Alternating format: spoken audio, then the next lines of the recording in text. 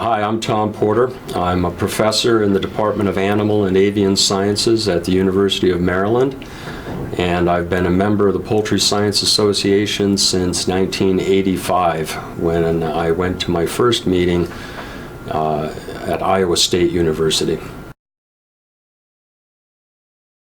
I grew up in a small town in northern Minnesota called Cloquet, Minnesota. It was a factory town, a mill town. Grew up thinking that I was rich, that small town. We had the first color TV in our neighborhood. We had snowmobiles. We had motorcycles. And it wasn't until I went off to college that I found out that I wasn't rich. My dad was a bricklayer. He grew up poor. He worked hard his whole life making sure that we didn't have to grow up poor. And I really respect him for that, and I'm grateful for all of his hard work. Growing up, we spent a lot of time at my grandparents' farm. My grandparents immigrated from Sweden. They were dirt poor in Sweden and came to the United States for the possibility of having a better life. And I spent hours as a young child listening to my grandfather's stories about how he grew up in Sweden, and he is one of the largest figures in my life. My favorite childhood memory is how my friends and I nearly killed our high school English teacher. My friends and I were science nerds. We went through a phase where we were experimenting with explosives and rockets at the same time. So we had come up with a formulation that we called D3 after one of my friends whose name was Dave. So this was Dave's formula number 3, and about that much of that explosive was enough to blow out a tree trunk. And that winter, it was probably about 30 below zero, and winter break, and we decided that we were going to wake up that sleepy little town. So we hollowed out a light bulb and filled up that light bulb with about a quarter pound of this D3 formula, put it on top of a homemade rocket that we also made out of cardboard tubes and aluminum foil. We knew that that much explosive was dangerous, so we built a bunker out of ice and snow, kind of like an igloo, ran the electrical cords out to this homemade rocket. This was in the middle of the football field. No one was outside. We touched the wires to the battery, and that rocket started taking off and going up slowly, up slowly, up slowly. It got up about as high as a telephone pole, and then it just flipped sideways and took off across the football field, and we all jumped up because we wanted it to go up in the air, not sideways. We all jumped up, and there was Mr. Potras walking down the street, and this rocket was taking off right towards him, and it exploded, and it was just thunderous. And we hightailed it for the woods. Growing up in northern Minnesota, there was lots of forest, lots of woods. We hid in the woods for about an hour or two, and when we came out, you have to remember the town only had one police car. There were probably 20 police cars and sheriffs and highway patrol and everyone else around. We thought we had killed our English teacher, Mr. Potras, and we were so afraid. The next Monday, Mr. Potras was in school and all was well. We learned a big lesson from that. We never did it again, but it's one of my favorite memories. My first paying job was pumping gas at back then it was all full service, but this gas station had 2 pumps, and that was my first job. Then later on I worked as a painter, worked as an RA in college. I worked at a video arcade, and finally as a laboratory technician after graduating from college. So I had a large number of sort of menial, low-paying jobs to get myself through high school and college. I started college as a computer science major, and after about a year and a half, I changed my major. It was just too boring to me. But I absolutely loved my general biology class, and then later on cell biology and genetics. So what drew me to biology was just the material, trying to understand something that is not known, as opposed to computer science, which was sort of trying to develop something that had not yet been built. So I like the open questions of biology. When I was studying biology, what really interested me was physiology, or what made the body tick, how did the body function. And when I was working as a research technician, a laboratory technician in a biochemistry department at the University of Minnesota Medical School, there was a postdoc in that lab. Her name was Pam Stewart, later Pam Stewart Hargis. She and her boyfriend at the time, Billy Hargis, had graduated from the Poultry Science Department at the University of Georgia. And so they introduced me to poultry science. My interest in physiology drew me to the animal physiology department. So Billy Hargis and Pam Stewart Hargis introduced me to Muhammad El-Halawani, who ultimately offered me a position in his laboratory as a graduate student. I will be forever grateful to Pam and Billy and Muhammad El-Halawani for taking me down this path. When I was a postdoc, I had interviewed, if I remember right, for faculty positions at 5 different universities. Texas A&M was one of them. What appealed to me most was after 14 years of college and graduate school and postdoctoral training, finally someone offered me the chance to run my own research program, and that was the Poultry Science Department at Texas A&M. And they treated me well. They gave me everything I needed to get started. When I decided to move to Maryland, to the University of Maryland, it was for family reasons, really. It wasn't professional. And at first, I thought that I was taking a step down to move to the University of Maryland from Texas A&M University. Maryland is a smaller university than A&M and smaller College of Agriculture, that sort of thing.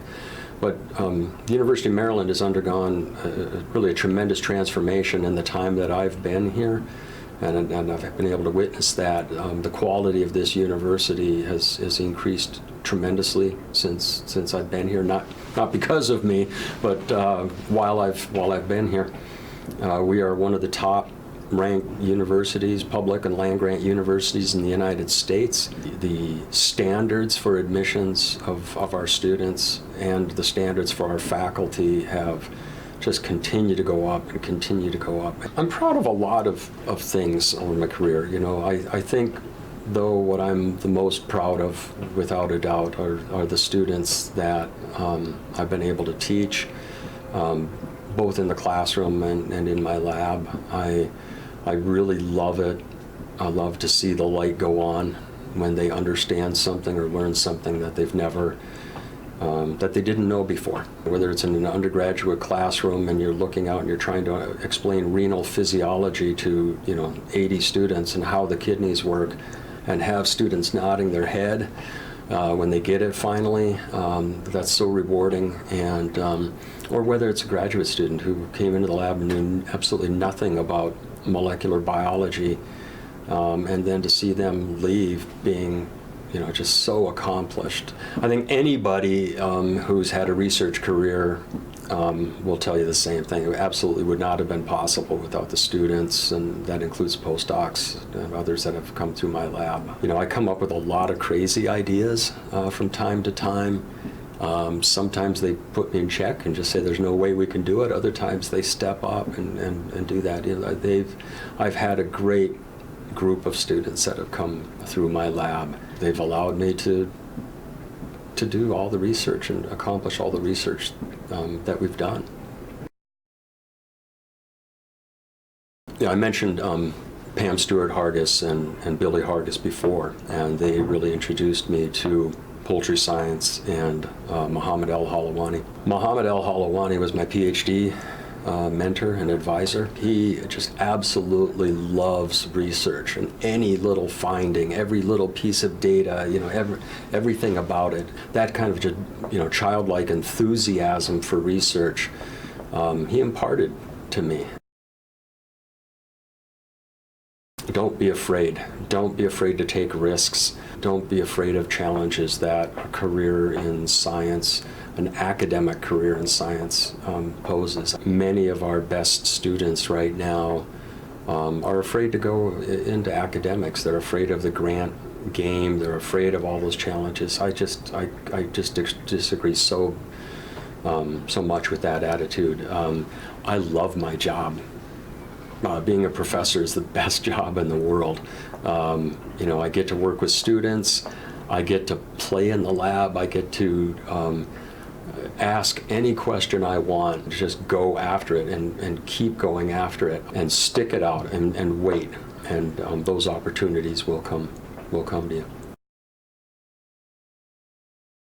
I've been working with the journal for a long time. 8 years as an associate editor, 6 years as a section editor, and then now I'm finishing up 6 years as editor-in-chief. You add it all up, it's 20 years. I think the journal is one of the key elements of our association, and it was a tremendous honor when the board of directors, and Sally Knoll was the president of PSA at that time, asked me to serve as editor-in-chief. I asked a number of people about it, whether I should do it. I was department chair at the time, and I was still running my own research program, and I would say that almost everyone told me, absolutely not, don't do it. What, you're crazy, are you insane? And I did it anyway, and I did it because it was such an honor, and I couldn't turn that down.